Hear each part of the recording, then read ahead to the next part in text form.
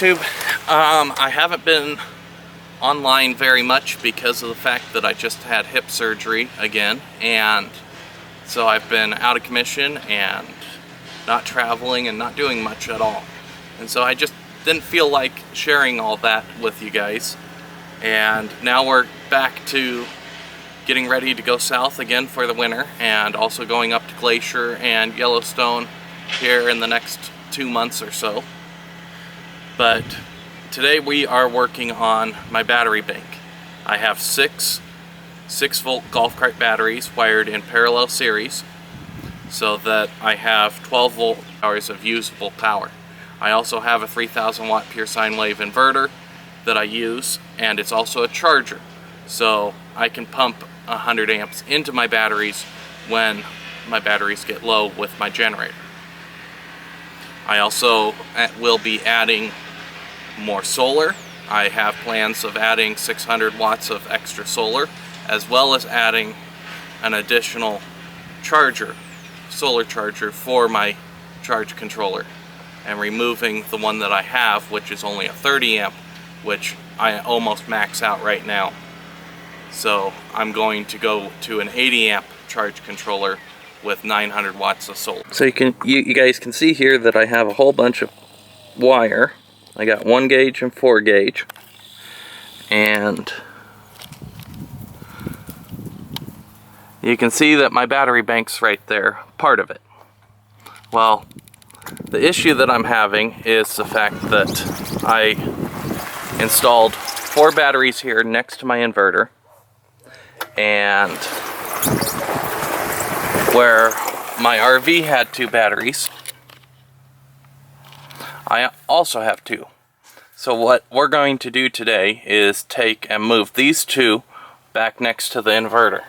And so I went and got ordered on Amazon a whole bunch of parts and wire, because not only do I have an issue right there, but I also have an issue with the wire that I'm actually using. That is 4 gauge wire as well, and I want to run 1 gauge to that big boy.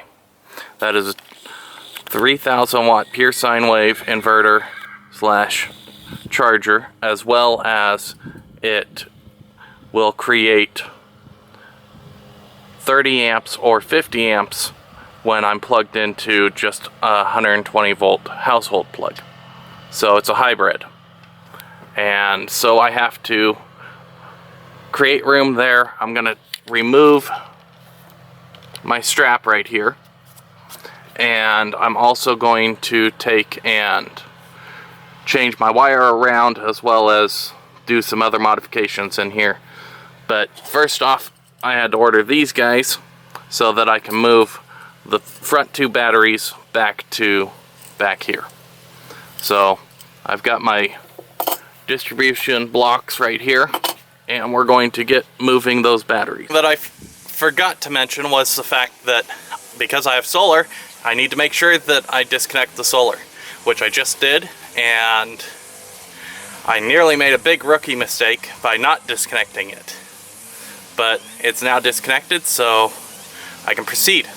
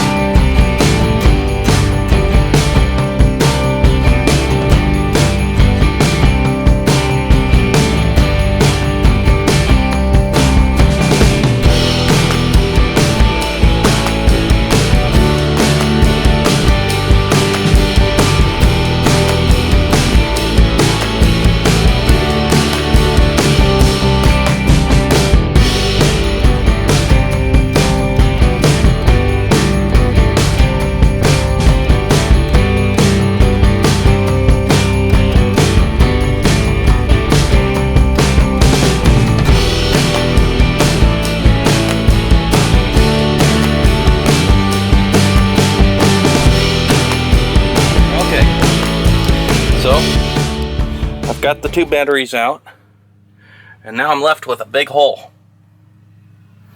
Next step will be to add these guys to hold the wire that was connected to those batteries. And I'm thinking I'm going to put it right there on that frame. So I gotta run in and grab a couple screws and screw it into place. And then connect them. Move on to stage 2. So there we go. I've moved the batteries out and put those terminals up on the frame, and I made sure that that frame was solid because I didn't want to be screwing into something on the other side. So that's one thing to always make sure of when you are doing this kind of stuff. You don't want to drill into your tank or anything like that. So now we're going to take these two and move them over to here. And that strap is going to get replaced with aluminum that I'm going to drill in to my subfloor down here and make a nice holding spot to hold my batteries. So that's next, and after that then I have to deal with all this crap, and that's not going to be fun. So you can see the way that I did it before was I just piled everything onto these two terminals to connect the front and the back batteries. Now I still need all those different items because I have solar, I have the alternator from my engine, as well as the power that goes to the inverter. But what I'm going to do is I'm going to add a terminal block right down here that's going to have multiple studs and be able to accept all that. Same thing with the negative block right there.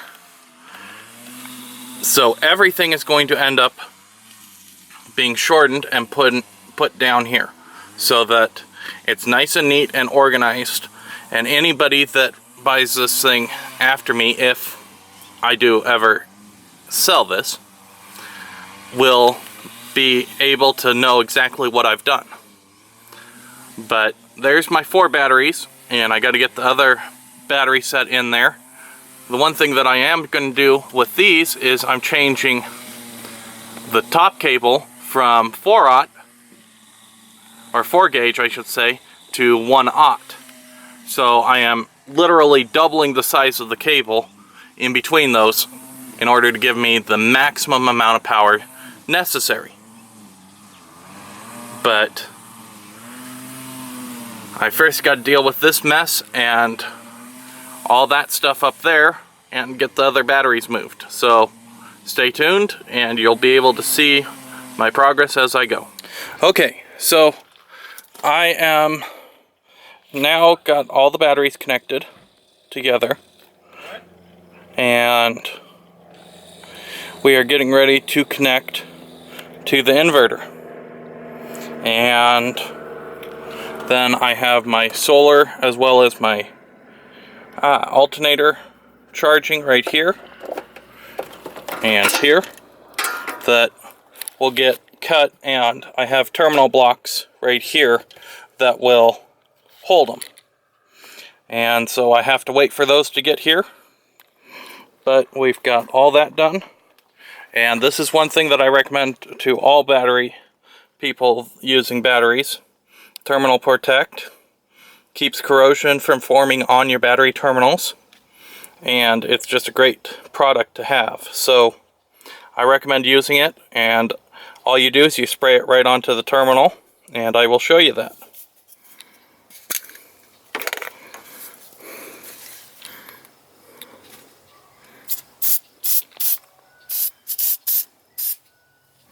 Like so. See how it's red and that one isn't? Now I'm going to do that to all of them. Okay, so I have stripped my 2 negative ones that I needed, and I actually ordered these guys. I have 2 of them. One for negative and one for positive. And they look almost identical except for they have different coloring housing as well as different color screws in them. And that's how I'm going to tell my difference between positive and negative. So what I'm going to do is, because this is 4 gauge right here, that's going to go into this end over here. And then all of my combination of both my alternator as well as my solar will come into here and then go out to my batteries on 1/0, because this terminal accepts 1/0. So I have no power loss, or at least the minimum amount of power loss that I can have and be efficient. So I'll get back with you guys when I have that all connected, and I'll show you.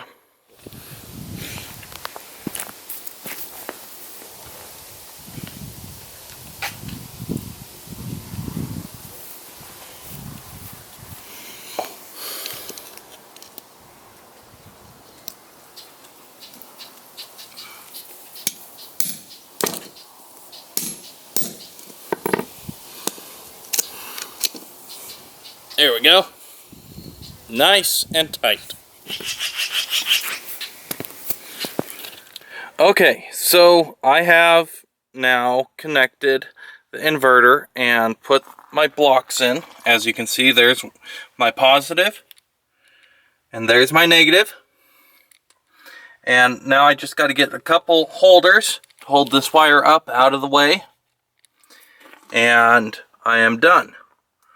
But as you can see, it's very neat and organized, and if anybody wants, they can definitely ask me and I can explain everything that you're seeing in further detail, or give you a schematic of how my batteries are connected, as well as my inverter, my solar, which is this guy right here.